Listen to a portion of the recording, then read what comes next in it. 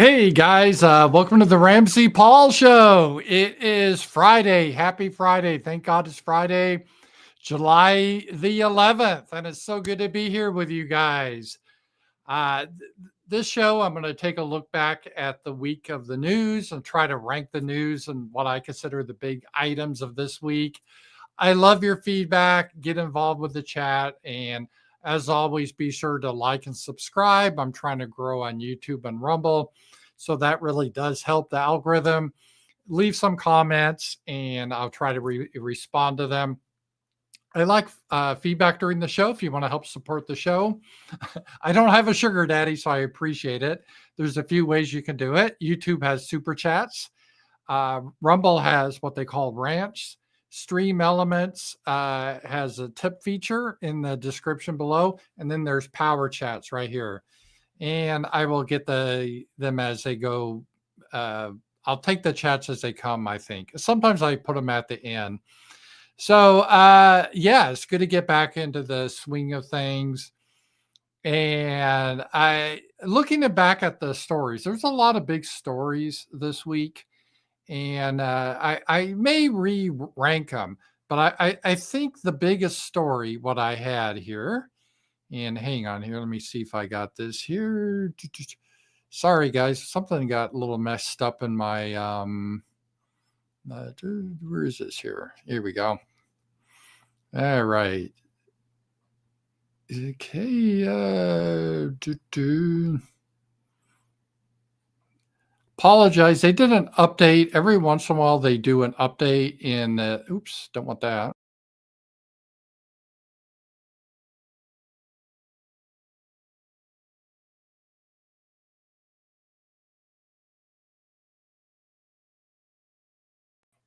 All right. Sorry about that. I don't know. They changed it. Streamelements always changes everything. And I'm trying to do the share screen thing. And yeah, okay. So let me just fix this again. I don't know why they did that. So that always throws me for a loop. Let me get this back up. Okay, I'm back in town. And I already got a $50 super chat from Kenny C. Thank you. I'm glad your day is better. It's great to be with you, and I really do appreciate your support. Very, very generous. All right. Let's see if I can do this boomer tack and share this screen here. And here we go. This is, I think, one of the big stories. The number one story was the aftermath of the Texas flood, the Camp Mystic. And as everything in America today, everything's partisan. We can't just have a tragedy. Everyone has to tie it to something, right? And we saw the situation here. There was a couple angles they went on the left. One was, oh, this is climate change. Climate change caused this issue, which is ridiculous. Even if you believe in climate change, it doesn't mean there's more floods. In fact, there's been floods throughout history, a lot more deadly than we have now, in fact. But they like to bring that up, climate change. So the government, and the answer is always that the government needs to take control of your life. You can't drive your car anymore. You can't fly. They can, but you can't. That's always their solution. And it's nonsense. But they bring that trope out. And then the second one now, because Trump is in, they have this narrative that these kids were killed because of the flood, because they didn't have warning. And they didn't have warning because Trump cut the Weather Service Bureau. And you see this right here. To the I voted for this crowd. I like that meme because whenever the left now, they show like some Hispanics, illegals being deported. They're deporting the whole family. Look at the kid cry. Is this why you voted for MAGA? And then everyone now, I love it because this is a way to handle it. Is you double down. You're like, yeah, I voted for this. And so they're getting mad at that meme. So that's what this guy, Christopher Webb, is saying. To the I voted for this crowd, you voted for the guy who gutted the National Weather Service. Now we've got dead family and missing kids in Texas because the storm warnings didn't go out in time. and he gutted FEMA so they can't respond to the disasters. Is this what you voted for? Well, Christopher Webb here, he's either ignorant or he's lying. Number one, the National Weather Service wasn't gutted. They did some cuts, but those cuts, by the way, haven't happened yet. They are due to happen, I think, in October. So whatever you want about the big, beautiful bill, the cuts have not happened before the flood. So that's number one. Number two, the warnings did go out.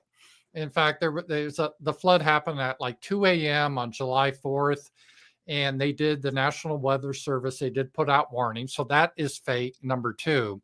And FEMA, they have responded better, a lot better than North Carolina. Does everyone forget about North Carolina, that horrific floods that happened because of the hurricane, and how FEMA was a total disaster? They wouldn't help people that had Trump flags in their yard, and Biden didn't give a damn about the whole thing. We're not seeing this at all. Trump, whatever his flaws, and I'll get into his flaws on this show, but FEMA's been responsive. They had the search and rescue there right away, and there were no cuts that caused it. So this guy is taking the dead bodies of little girls to try to make a political point.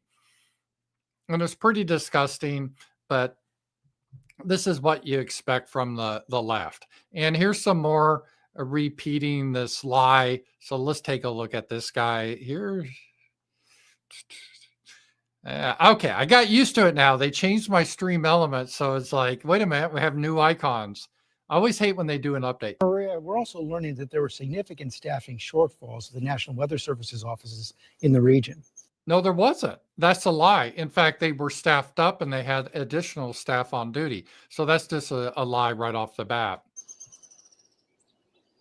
You know, George, as of right now, the local county officials really didn't want to address that just yet. What they are telling us is they expected between 4 and 6 inches of rain. That is what weather experts told them, the National Weather Service as well. They also knew that in remote locations, they might get anywhere from 8 to 10 inches. But this amount of rain in such a short amount of time, it was very difficult to navigate. And when the Department of Homeland Security Secretary was here just yesterday, she acknowledged this was an issue. She was going to take these concerns to the White House as well and try and see if there was anything they could do to revamp the system. She says the president is committed to it. Maria, thanks very much. So she didn't answer the question because he's lying. He's saying, oh, I heard there was cuts. Again, there were cuts to the National Weather Service, mostly useless bureaucrats, but they weren't implemented, number one. And number two, they had a full staff at the time. Number three, they did get the warnings out. This place that flooded, it was probably negligence on the camp, because this exact same camp, this area, flooded in 1978. This happens. Flash floods in the West. I used to live in Colorado, and they are a real thing. If you happen to live in Arizona or Nevada, what happens? It gets so dry that when it does rain and all the rain comes all at once, the soil can absorb it. We can easier here in Arkansas because we get a lot of rain, but even here we get flash floods. But in the West, they really do, and it's not new. When I was a kid, I remember my grandparents used to love to take me camping. And one of the places we went is I think it was the Big Thompson Valley in Colorado. And we weren't there at the time, but there was a terrific flood in the 1970s. I forget the date. You guys can Google it.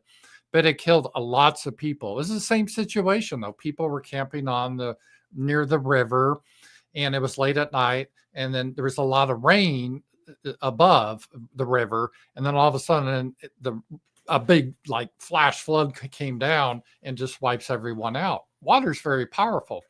And this is what happened in Texas. Now, I don't think the cabin should have been built so close to the river, especially when they had a similar flood in 1978. That, in my opinion, was negligence on part of the camp.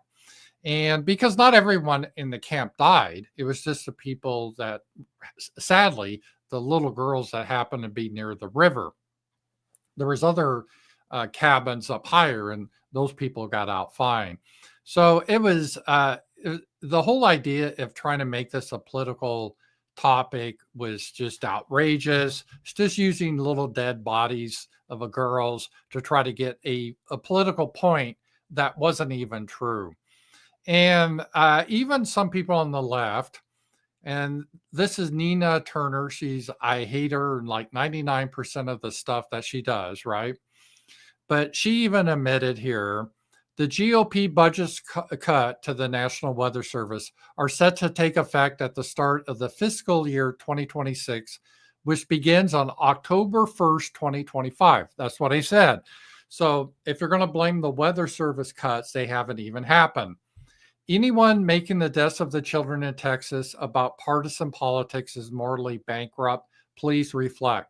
So good for Nina, even though she's a left-winger and a Democrat, at least she had the integrity, unlike a lot of these people, to try to say it had nothing to do with Trump or anything like that. It has nothing to do with climate change. We get flash floods.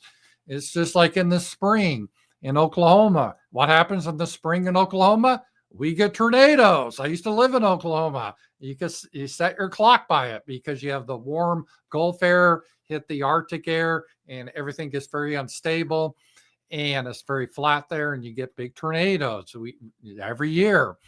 And so this idea that there's something nefarious about it or it's Trump's fault is just horrific. And let me just show you some backup on this. So I'm not talking out my ass. Weather Service had extra staffers. So not only were they not understaffed, they had additional staff. The National Weather Service office in New Braunfels, which delivers a forecast for Austin, San Antonio, and the surrounding areas, had extra staff on duty during the day of the storms. And they did their job. Their job is to say, oh, it looks like we're going to have heavy thunderstorms, so we're going to put out a flash flood warning. And if you have one of these, which everyone does now, if you have your cell phone, whenever I've been here where I live, sometimes there's flood warnings in the Fayetteville area because it rains real hard. And immediately my phone starts to beep and I see in the middle of the night a flood warning.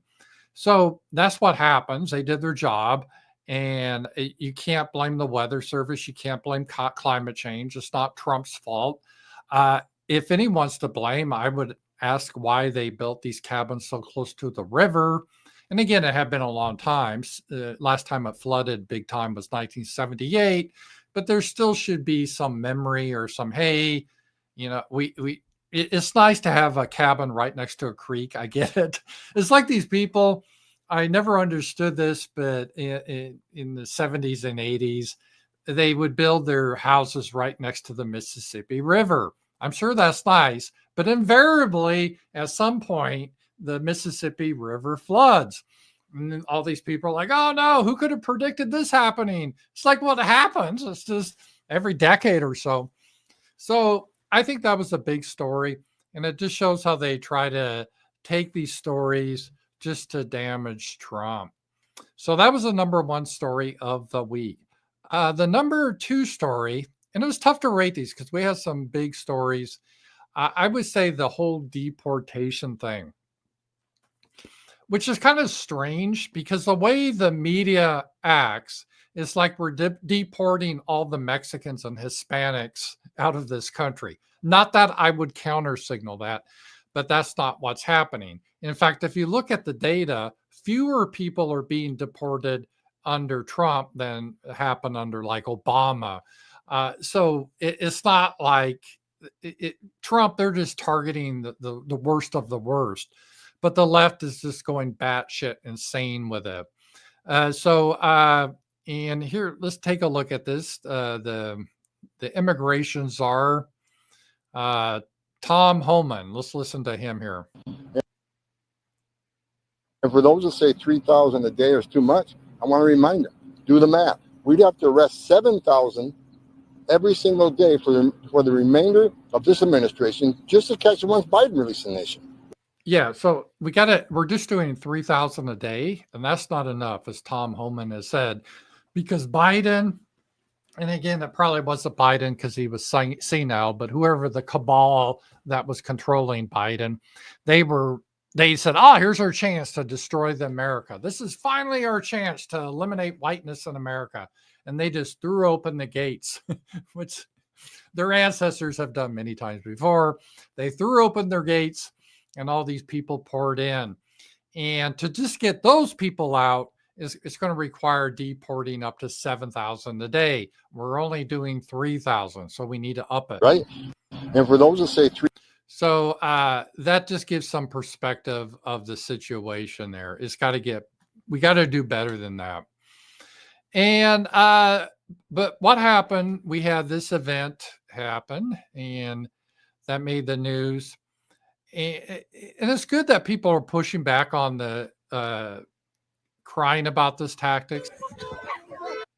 All right. So this was people, they don't look like they've been without field, right? So they're kind of waddling around. They can't run very fast. This looks like refugees welcome. Literally, remember the mother with the little kids, and they're on this. Oh, there's tear gas. There's tear gas. It's just like you turn on the light in an old dirty apartment. I was in one, used to be in the middle of the night. You just see the cockroaches scatter, right? So this is kind of the scene that happened. And the way the media spun this is like, oh, ICE, they're raiding a farm. And how do those MAGA people expect to have lettuce if they're raiding a farm? And, oh, we won't have any food. Well, this wasn't a farm where they grow corn or wheat. This was a marijuana farm. And why were there like 10-year-old kids on a marijuana farm working in the fields? Because it's basically like child slavery is being used. These drug lords, whoever run these fields, they get these illegals in because they work cheap and they have children working. And so ICE, they actually went ahead and did a raid. I mean, they should. They need to arrest these people. They're here illegally. They broke the law. There's plenty of people that came in legally, and this isn't those people. These are people that broke the law. They shouldn't be here. They can work on farms in their homeland. And so, but the media, they try to do, oh, isn't this terrible? How could you think of such a thing? And they're really ginning up the hatred and anger. And this led to a shooting. I don't know if you heard this. A rioter just opened fire on ICE agents during a standoff in California. Democrats are enabling this. They are. Start locking up politicians for incitement. Yeah, this is insurrection. So this guy, whatever, he was shooting, and hopefully they catch him and he gets thrown in jail for life. So it's turning violent already. It's basically we're trying to restore our country, and people under a foreign flag are trying to take it over. So it is getting it's getting a little dicey out there, and I do support the ICE agents. And part of the problem we have is how these officials that are disobeying the federal government. So it's an insurrection. So let's take a look at this. Operations within the area. The city Mayor of Paris, whatever the hell that is. of Paris has received reports of ongoing ICE operations within the area. We urge all residents to remain calm, stay indoors when possible. They're acting like this is COVID. Oh, stay indoors, shelter. This is a zombie invasion. Well, if you're legal, you have nothing to worry about. If you're a criminal, why is this guy helping a criminal? Why is he tipping off criminals, criminal invaders? This guy should be arrested. That's being an accessory. And know your rights. Yeah, you have a right to get the hell out of the country. You don't have any rights. Do not go out unless necessary. Stay at home and do not open the door to strangers. No, you need to deport your ass back to the country you came from, because you're not welcome here anymore. You need to go. Otherwise, you go to Alligator Alcatraz. This message is for awareness and safety. The city is committed to protecting the dignity and well-being of all our residents. Please stay safe and continue to monitor official city communications. So they're acting like the ICE are the bad guys because they're arresting the criminals. It's just crazy. Hey, I got a power chat from Damien. Thank you, Damien. Did you see the creeps up in Washington State just convicted a guy of felony for not wearing a mask while observing ballots. No, I didn't see that. Was that because of COVID? He convicted a guy of a felony for not wearing a mask while observing ballots. No, I didn't see that. I'll have to look more into it. I mean, these blue states are batshit insane, so I'm not really surprised. So anyway, so we're still on deportations, and here we go. And we got some more of this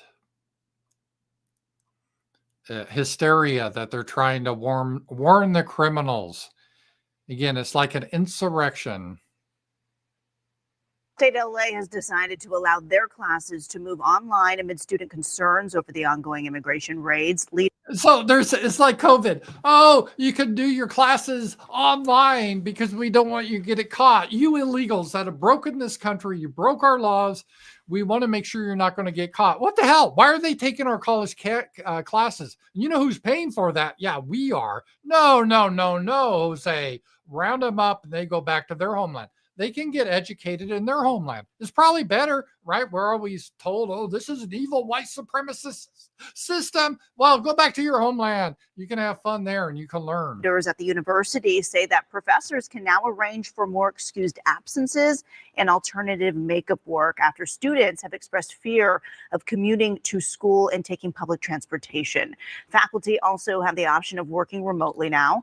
There have been no reported raids on the campus. It's unclear if the majority of classes will be online when the fall semester begins. So this is a big development. I mean, we joke about it, but we have states or areas like California that they don't really consider themselves Americans. They consider themselves a separate entity. And this is the sign of a pending civil war or breakup of a nation when you start to see this sort of thing happen. And we're going to see more and more of this because their nation is not America's, their Hispanic heritage. And so that's how they see it. And so this deportation thing, it is really heating up. We had the raid on the marijuana farm where those kids were working illegally as like slaves. And the left was Governor Newsom. Oh, how dare you do that? You have no compassion. Meanwhile, I guess he's the governor that wants to support drug lords using child labor. It's just crazy. And then we've had shots fired. So this is all getting more and more hot. And we have regions of the country that think they don't have to obey the federal government. Again, we're starting to break apart. The United States is not a stable country anymore. Because we have multiple nations. When you have multiple nations in a country, it becomes unstable. So this is where we are. So I've put this the number two big event of the week, the news. And thank you if you guys have questions or super chats, rants, and power chats. I appreciate that all. And number three, the third biggest story of this week, I would have to say, is this, and I'll show you guys. Russia and Ukraine. You remember when Trump, he always said when he was running that Russia would have never invaded Ukraine if he was president. I don't know if that's true, but he always said that. And he's always whining. This isn't my war. It's Biden's fault. He's always saying that. And okay. And then he also promised, hey, on day one, I'll end this war. We'll have a negotiated settlement on day one. It's not that complicated. Well, that hasn't happened, right? He was talking out his ass. And at the time, I didn't really care about that. All he had to do was say, hey, I tried to get a peaceful settlement.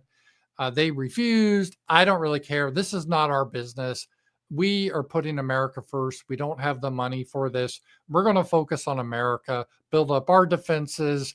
We're not going to be on the side of Ukraine or Russia. We're out of this. People would have supported it. Yeah, people like Lindsey Graham and the neocons would have thrown a little hissy fit, but most Americans would have applauded it. They were really for that. And that was Trump's message. But sadly, like the first time in his first administration, he's getting eaten by the deep state again. The neocons are turning him. And Trump said, Ukraine-Russia war latest, Trump pledges more weapons for Kiev and says he's not happy with Putin. And Trump has this weird way of looking at everything like it's personal. Like he gets mad when Russia attacks Kiev. It's like, well, they're having a war. What are you talking about? They're having a war. Of course, Russia's going to attack the enemy, just like Ukrainians are attacking the Russians. You remember the Ukrainians did that raid on the strategic bombers, well, this drones. They've attacked Moscow. It's gone back and forth. It's a war. So unless you have a peace settlement, of course they're going to fight. What do you think? This is just stupid. And the peace settlement is not that, it's kind of complicated because they each want different things. Russia considers basically the Donbass region to be theirs. Historically, they say those people are ethnic Russians. The people in that region voted to be part of Russia. And Ukraine's like, no, that's part of our territory. That's the problem. And no one's willing to give up anything. Russia said, that's not negotiable. Those are our territories. And Ukraine's saying, that's not negotiable. All those territories in Crimea is ours. So what are you going to do? This is why you have wars. And Trump was acting really naive about this stuff. So it's really sad that Trump has pivoted to the neocons. And I was worried about this as Trump was seen palling around with Miss Lindsey Graham. That's never a good sign because Lindsey Graham, he wants World War III. He wants Armageddon. So maybe Jesus will come back and forgive him of his sins in certain areas. Trump on Ukraine, we're going to send more weapons. So we, meaning you as the taxpayers, we're getting sucked into this war. As I've said before, this reminds me, I was too young to remember, but this is what happened with Lyndon B. Johnson. He was the president after Kennedy was assassinated. Kennedy got us in Vietnam with advisors and so forth, but it landed in Johnson's lap, and Johnson couldn't figure a way out of it because he thought he would lose face, so he kept doubling down, and it became LBJ's war, and it basically ended his presidency. He didn't run for another term because of Vietnam. It was so unpopular. You know, LBJ, hey, LBJ, how many kids you killed today? He was really hated. And Trump, he's old enough. He should know better. He's acting like LBJ. Yeah, Trump didn't start this war. This was the neocons, Victoria Nuland, and all those shitty people. And Biden encouraged it. But we don't have to be part of this war. And Trump said all this stuff that was good.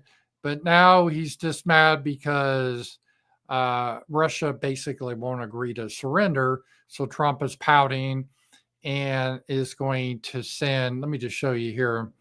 Trump weighs new military aid package for Ukraine worth hundreds of millions of dollars. Great, just what we need.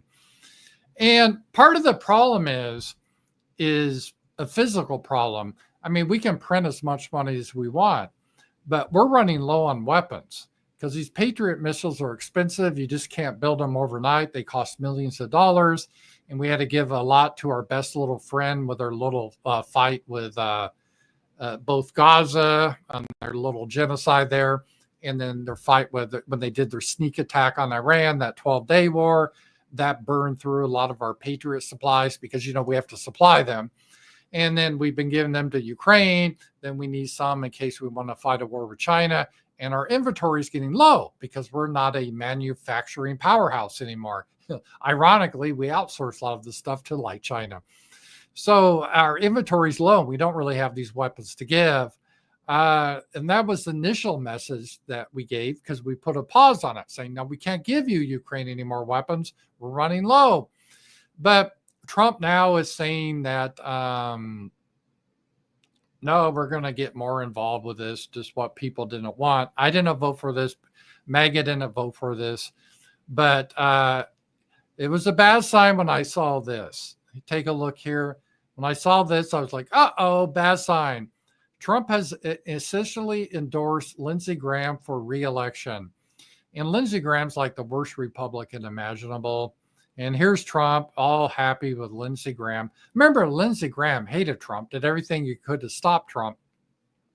But this is Trump's weakness. I've always said this. Trump, he says stuff on to our base that we really like. He's like an outsider. Let's go against the deep state. We're all like, yeah, yeah, yeah. But then he gets in power. He wants to be friends with all these people. He wants the New York Times to like him. He wants Democrats to like him. He wants the neocons like Lindsey Graham to like him. So he just throws away all his principles and does what Lindsey Graham wants. And we'll see more on Monday because Trump is promising, here it is, a major announcement on Monday about Russia. We'll make a major statement. Now, maybe it's a new NFT or new currency he's selling or something. We're selling the Russian meme coin. You never know with Trump. And Trump's not very consistent. It's hard to follow him. He changes his mind by the week. He's done that with tariffs and all this. But I think what this statement's going to be is, number one, more military aid to Ukraine, of course. And what Lindsey Graham wants to do is really reckless. And let me try to explain what Lindsey wants to do. The whole administration with Trump is really starting to confuse tariffs with sanctions. They're two different things. Technically, tariffs, they're under the purview of Congress. Congress has to approve of it. And that's a legitimate form any country has to put a tax on goods coming into your country. And you may do that to raise revenue or to protect your industries, whatever. There's a whole debate about tariffs. I think they can be very effective, and we'll get to that. We're raising a lot of money with these tariffs. But that's another issue. So that's an economic thing. Sanctions was always under the control of the president, and that was to punish nations because we don't like what they're doing. But what has happened under Trump, they've really blurred that line.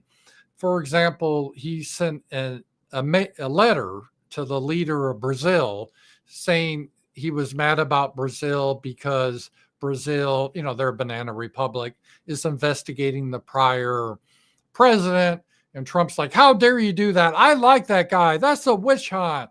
Well, maybe so, but that's their business. It's not a business of the United States, I would say, right? How they run their country, it's not really our business. And then also because they censor posts on social media. I get that. I don't like that either. And fine, if you don't like that, then how you deal with that situation is with sanctions, right? But Trump, no, he said, because of all this stuff, we're going to put a tariff on you. I'm like, well, wait a minute. Tariffs aren't for punishing countries because of political reasons. I mean, you can punish them because of economic trade policies. So he's really mixing the two together. And that's going to create a lot of issues. Maybe he doesn't understand that. But what I think Lindsey Graham wants to do is to punish countries that trade with Russia. Because the problem is we can't really do any more sanctions on Russia because we're like at max sanctions. And Russia, they don't really care. Remember, McDonald's is no longer in Russia, so they just took over the McDonald's and rebranded them. Same with Starbucks. And Russia's pretty independent. They have their own industry and stuff. So even though we have sanctions, we're like, yeah, it kind of sucks, but we got through it. So Russia got through it. We don't have any way to put more sanctions on them. And Russia, they're doing fine. They have a lot of oil, natural gas, minerals, and they trade with countries like India, China, Brazil, Mexico, you name it, right? The BRICS especially. And so the only one really doing the sanctions are primarily America and Western Europe. And even then, a lot of Western Europe is still bringing in Russian oil. It's all messed up. But what Lindsey Graham wants to do is, hey, if any country trades with Russia, we want you to put tariffs of up to 500% on these countries, which again, that's not really a tariff at that point. That's a sanction. And when you're doing that, you're running into dangerous territory. Technically, that's an act of war. That's how Imperial Japan ended up bombing Pearl Harbor. If you ever want to know why they got in the war, is because we felt we were unhappy with Imperial Japan expanding against China and other areas, and we're worried about our colonies like the Philippines. And we put various, not only sanctions on Japan, Imperial Japan, but we started threatening other countries they couldn't trade with Imperial Japan. And Imperial Japan considered that to be an act of war. It is. It's an aggressive act. So in a practical matter, I don't know what the hell Trump is thinking about, or Miss Lindsay, because again, their biggest trading partners are China and India. So what, are we going to put a 500% tariff on China or India? That's not going to stop them. They will still trade with Russia. So, but this is, and it's going to risk a lot. So this is what's happening. It's a crazy idea, but of course, Lindsey Graham came up with it. So we'll have to see how that works about. So number 3 was Russia. Keep an eye on that. That's a big story here. All right. Let's see here. Boy, the number 4 story that I initially thought was overblown, but is starting to get legs, I admit that, is this whole Epstein, the whole Epstein revelation. Oh, by the way, guys, if you have questions or comments, want to support the show, Super Chats on YouTube, Rumble has Rants and Powerchats. I appreciate those. And as always, I want to encourage people to join my Substack. I did a special video today for my Substack videos, viewers. I did a regular video too. And every Tuesday night, we have a roundtable, a lot of fun. So check that out. All right, Epstein here. So let's take a look at the whole Epstein thing that went down. And I know Trump wants to put this behind him. So let's just take a look at this here.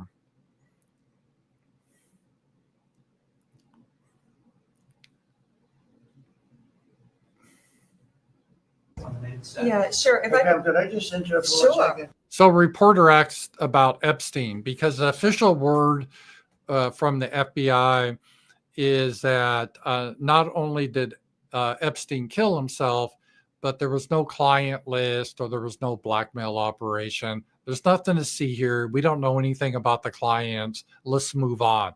And they asked the question to Bondi here. Are you still talking about Jeffrey Epstein? This guy's been talked about for years.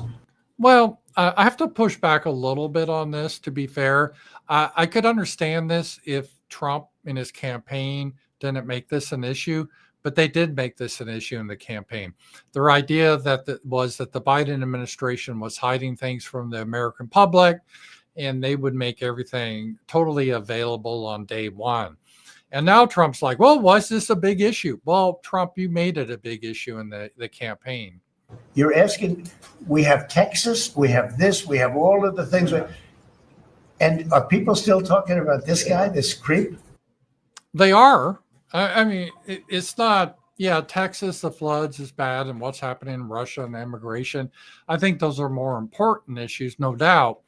But, you know, sir, you made this a major issue in the campaign. You brought it up, and everyone else did, and you gave fuel to the fire that there's some big cover-up happening.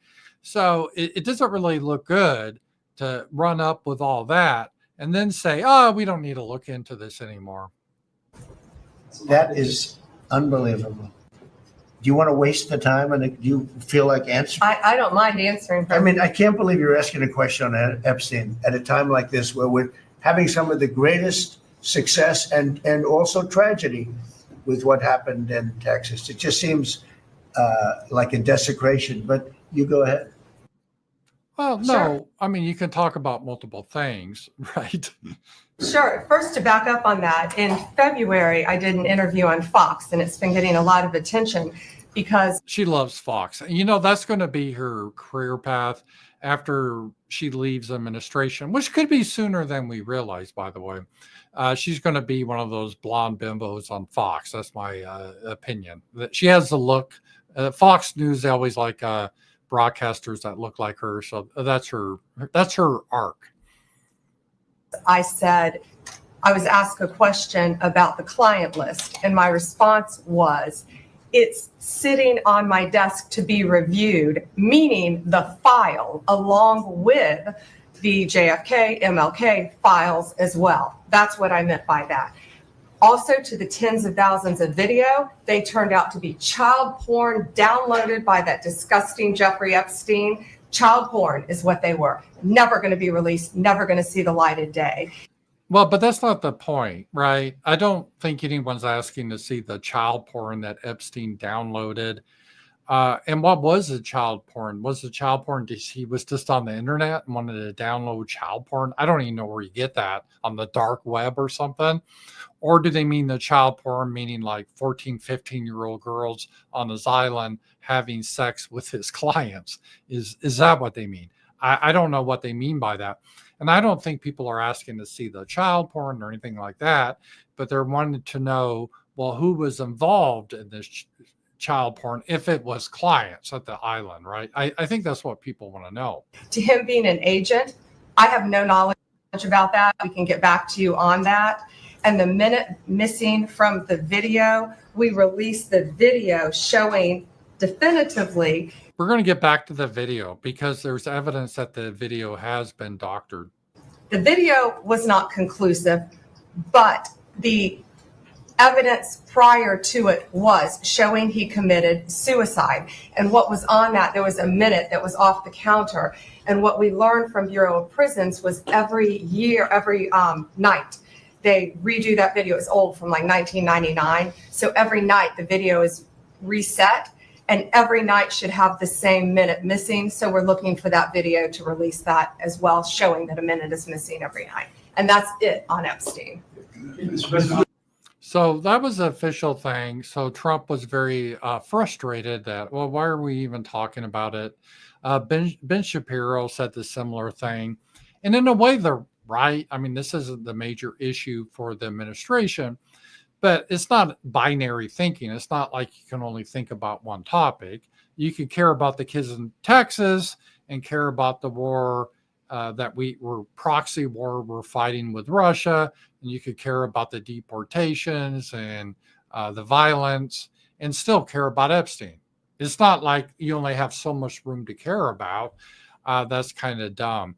And then here's what Bill O'Reilly had to say about it. And let's just take a look at this here.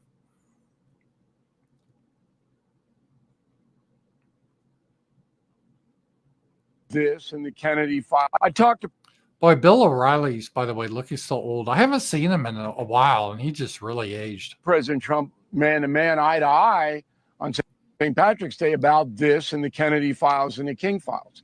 All right. So Bill O'Reilly said he met Trump man to man, eye to eye, and he talked to him about this. It was all one conversation. And he said, and I agree, there are a lot of names associated with Epstein that had nothing to do with Epstein's conduct. They maybe had lunch with him or maybe had some correspondence for one thing or another. If that name gets out, those people are destroyed because there's not going to be any context. Media doesn't care about context. Well, I don't know. I think, if he just met someone for lunch, that's because these powerful people, they're all hobnob with each other. So you can't do that. You can't destroy human beings by putting out the files. No, but there is this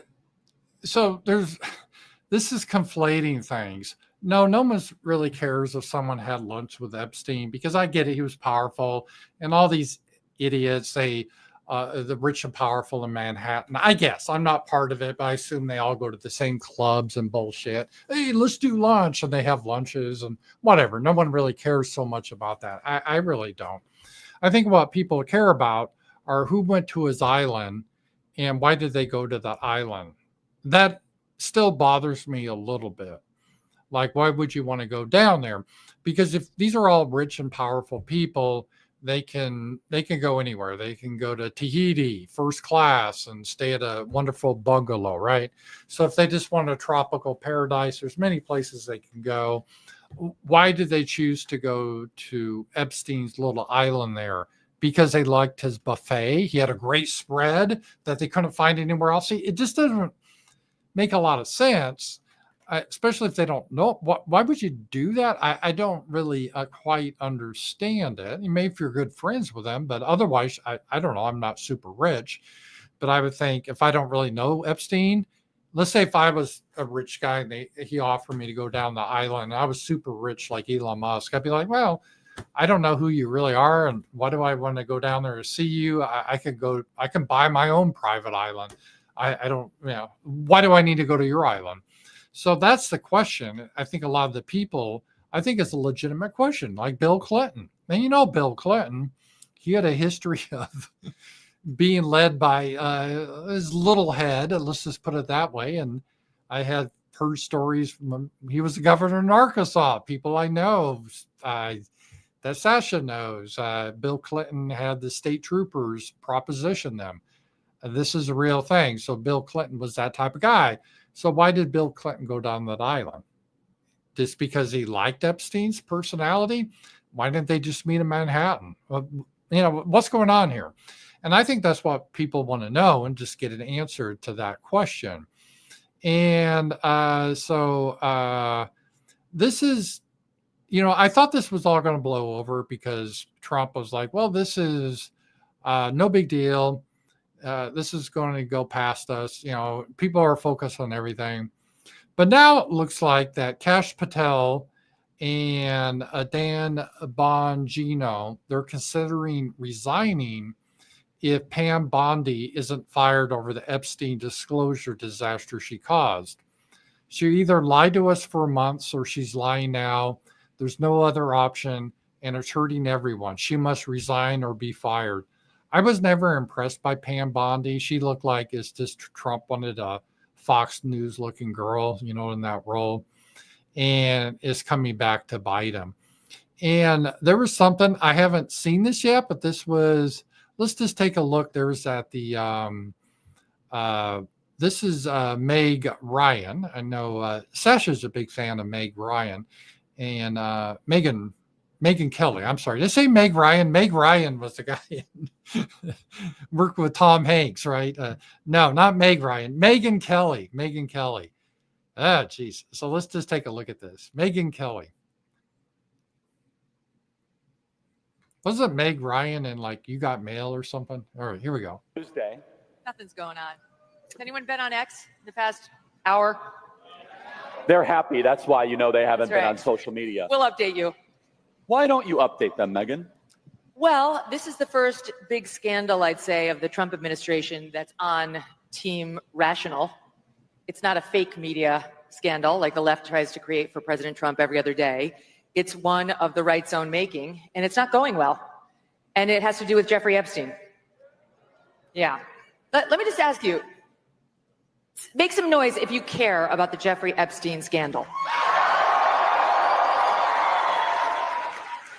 Raise your hand if it matters a lot to you. Raise your hand. So every hand of 7,000 people. Everybody cares. I think A lot. I said a lot. Well, and they care because, again, Trump was part of this because they had this idea. And it is disturbing because the big implication, and I'm not saying this is what's happening, is that where did Epstein get his money originally? He started like a high school teacher, and it was really sketchy. Then he had contacts with Mossad through his relatives. He was, he's Jewish, and he had ties to Israel.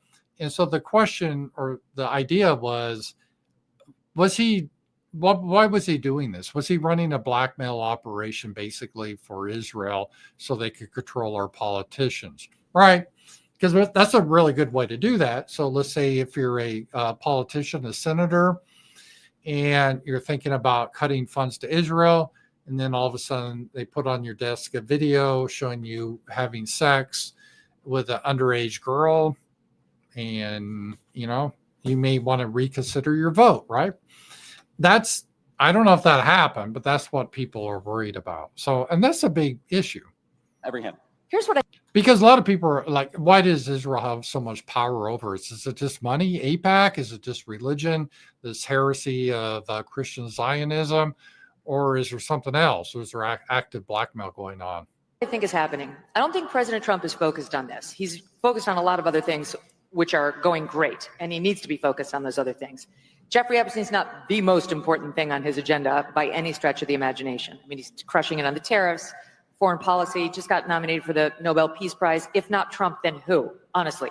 Barack Obama got the Nobel Peace Prize after 9 months in office. He had done nothing. He gave a nice speech about Muslims and they gave it to him. So President Trump should be getting the Nobel Peace Prize, and there's all sorts of things he's focused on. I just don't think this has captured his attention quite yet. But it needs to, because it's starting to create a real hornet's nest within the administration. And I've got to be honest, I blame Pam Bondi. I'll tell you why, okay? I have nothing, yes, incompetence, yes. I have nothing against Pam Bondi as a human being. I was fine with her nomination and her confirmation, and she's been loyal to the president. And I get that President Trump needs a loyal attorney general. Look what happened with Sessions the first time. He went away, and then the next thing you know, we had the Mueller investigation. It was Wasn't Gates going to be the attorney general originally? I mean, he would have been a lot better, that's for sure. Matt Gates. nightmare. But there are a lot of other people who can be loyal and competent in that job. Yeah, she never struck me as competent. Again, she reminds me of a Fox News personality.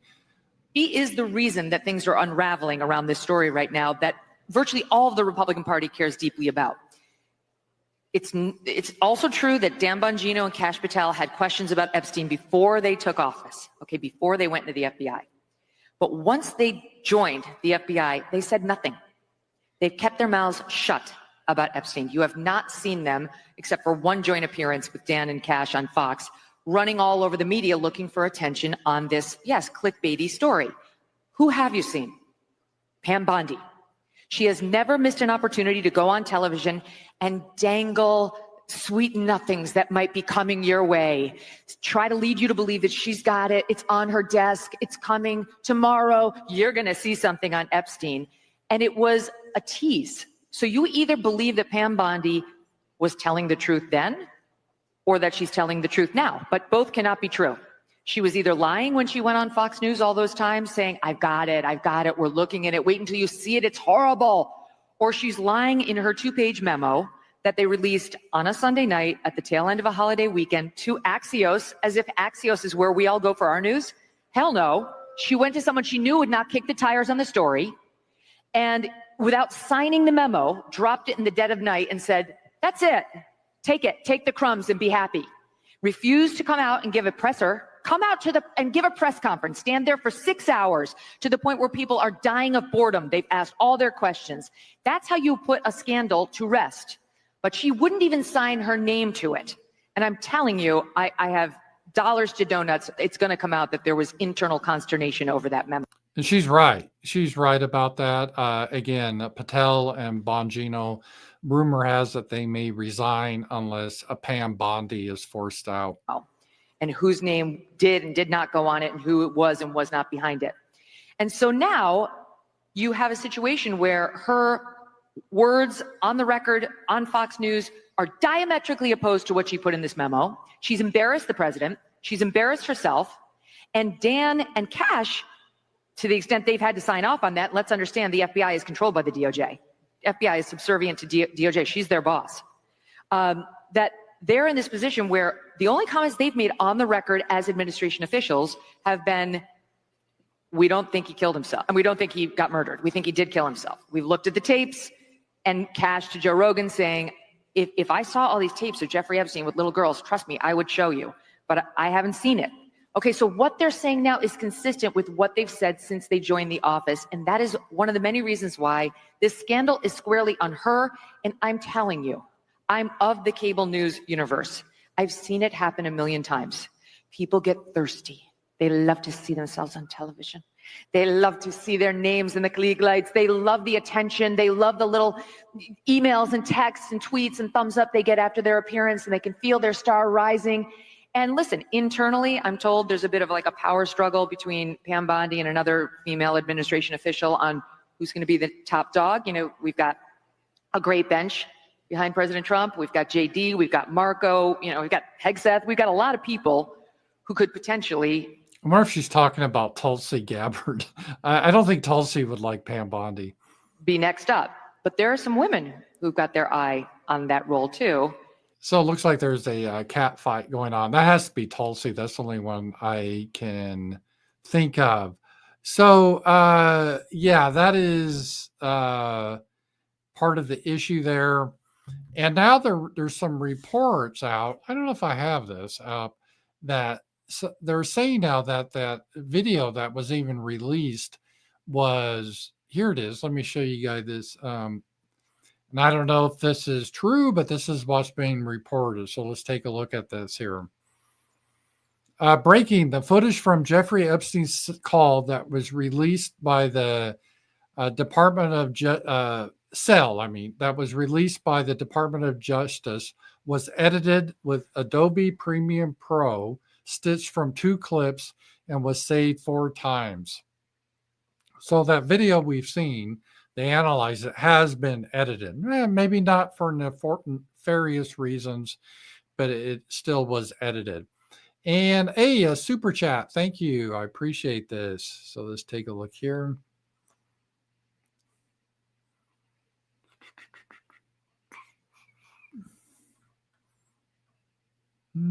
Here it is.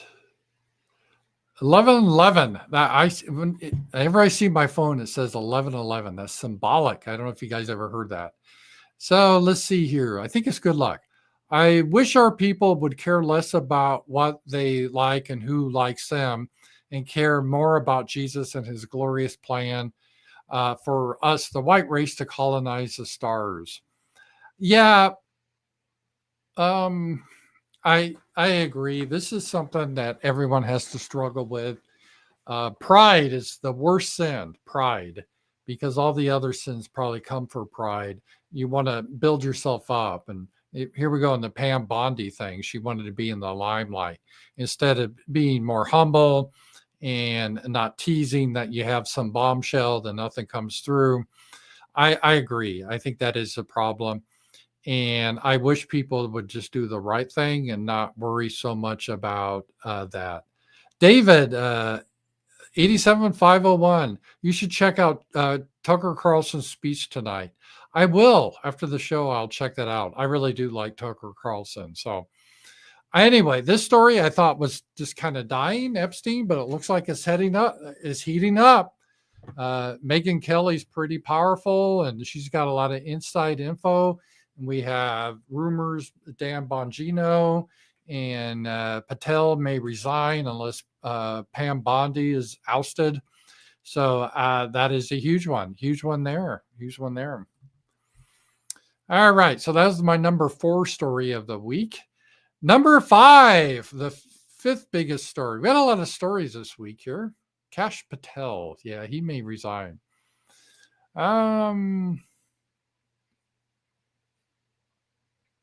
Here we go. Here it is.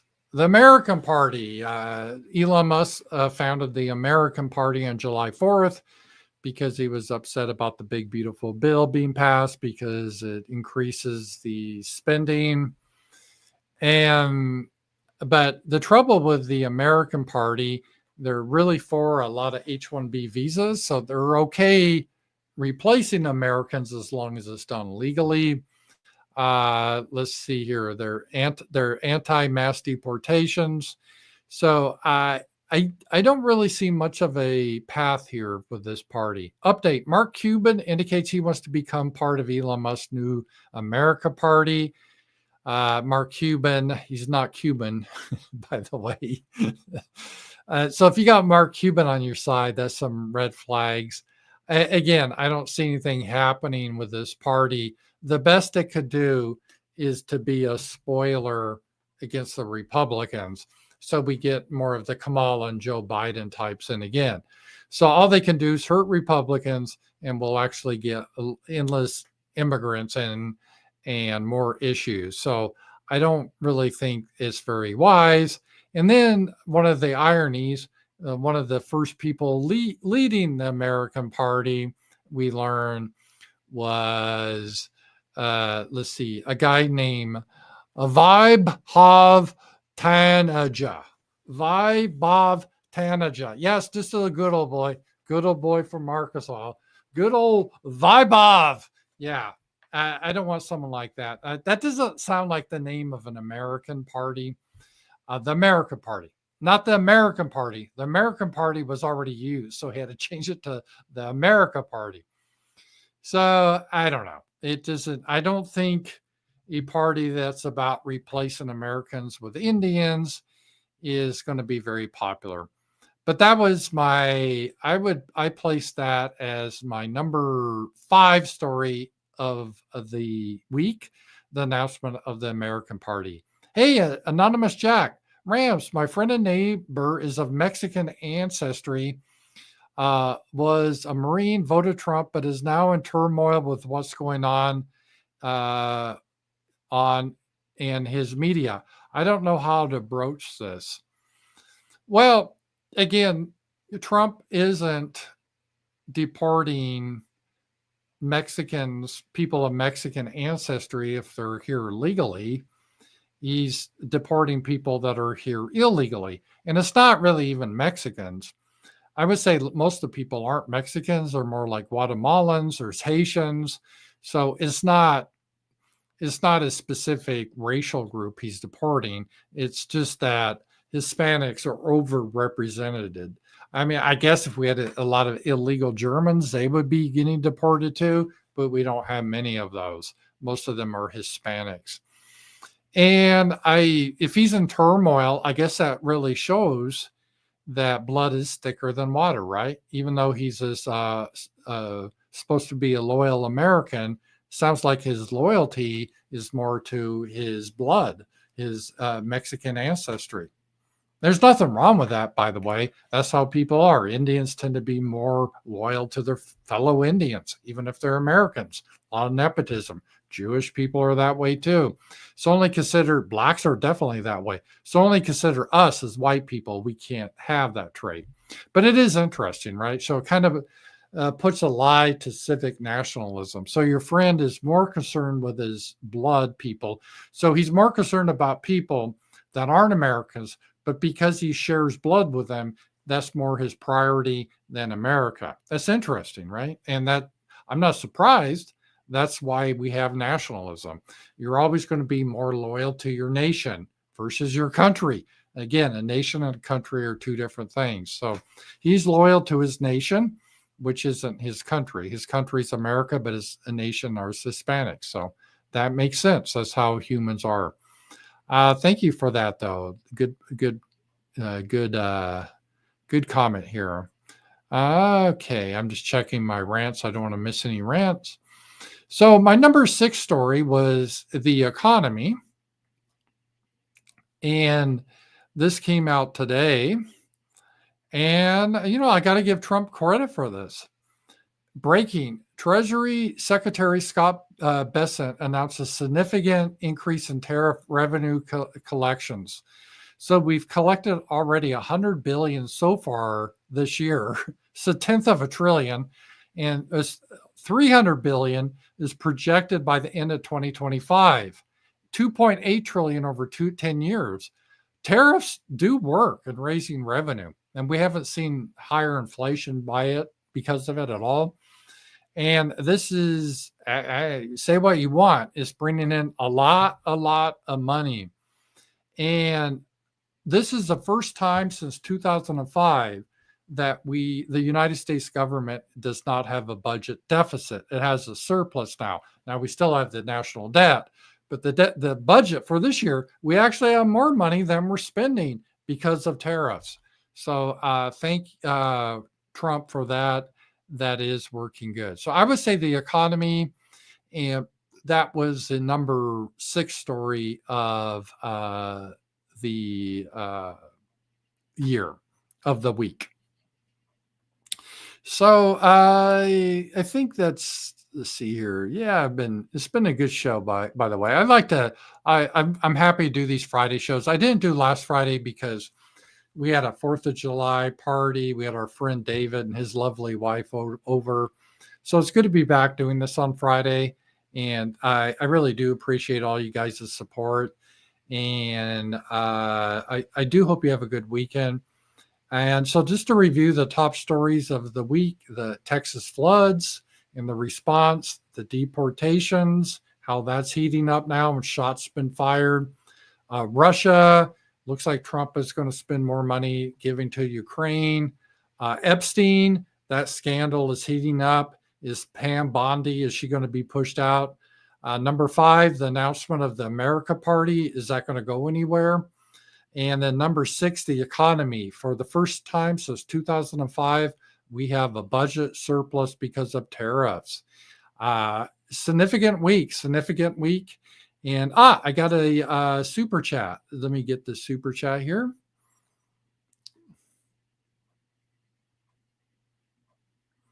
$33. Thank you. I really do appreciate it. Will you be so kind as to show us the acts you defeated the serpent, defeated the serpent with? Many leaders demonstrate their virility through jousting or combat. Perhaps you could show a video of demonstrating your combat abilities. The axe. I need an axe. They do have an axe. I will show that. I didn't know what he was talking about. I'm sorry, Necro Dancer. I will. Last year, there was a huge snake on the front of our house here.